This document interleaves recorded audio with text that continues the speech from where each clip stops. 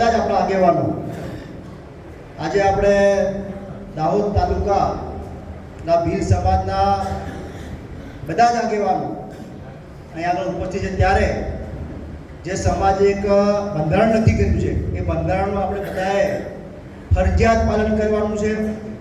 એ પાલન કરીશું આપણે।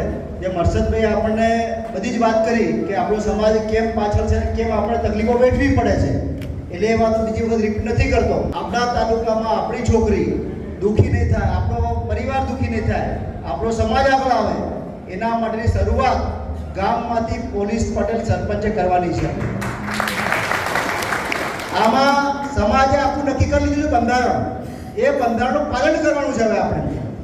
હવે નવી વાત પત્તેસર કરવાનો નથી। જે ચીઠીઓ ભૂલમાં ફરી ગઈ હોય એ ફરી પાછા બેહી એનો નિકાલ કરી દે ફરી પાછા।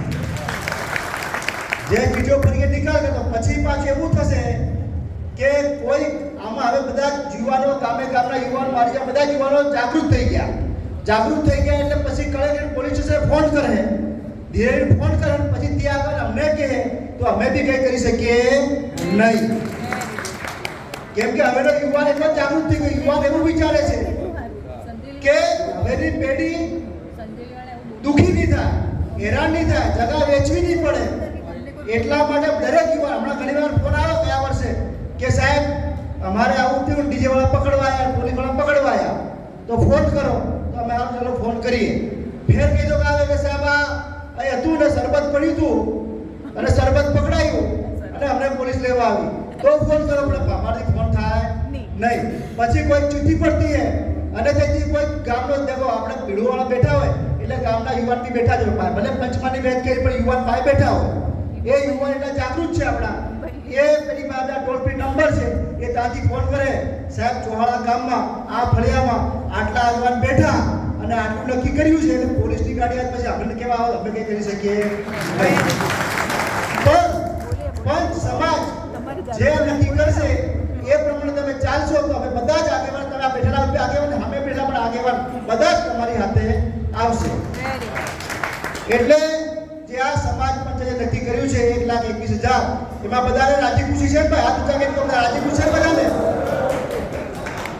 આ એટલા માટે વાત છે કે આ મારી વાત નથી, આમની વાત, આપણા બધાની ભાવિ પેઢીની વાત છે।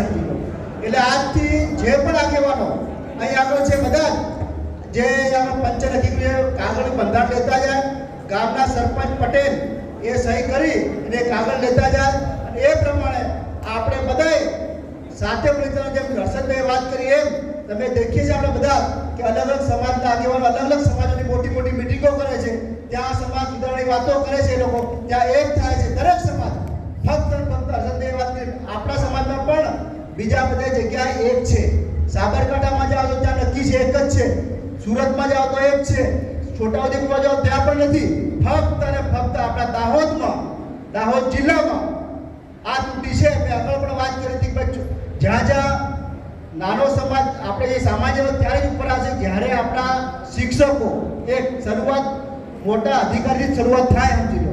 એટલે જે પણ શિક્ષકો હોય, જે અધિકારીઓ હોય, ક્લાસ 1 હોય, 2 હોય, 3 હોય, 4 હોય, જે પણ અધિકારીઓ હોય, સમજી લો, એ બી પછી એના બંધારણ એને પણ ચાલવું પડે, સમજી લો। એ નહીં ચાલે ને તો આપણે બધાએ એનો બહિષ્કાર કોને કરવાનો? આપણે બધાએ કરવાનો। એટલે આ નક્કી આપણે બધાએ કરવાનું છે, અને આજે સમાજ પંચે જે ડિઝાઇન નક્કી કરી છે, આજથી જે ચીઠીઓ ભૂલમાં ફરી ગઈ અને પાછી હટાવી અને જે આ બંધારણ નક્કી કર્યું એ પ્રમાણે બધા ચાલવાનું છે। બધા ચાલશો ભાઈ? બસ મારે એ વાત કહેવું છે તમને બધા, મારા રામ રામ, જોહાર।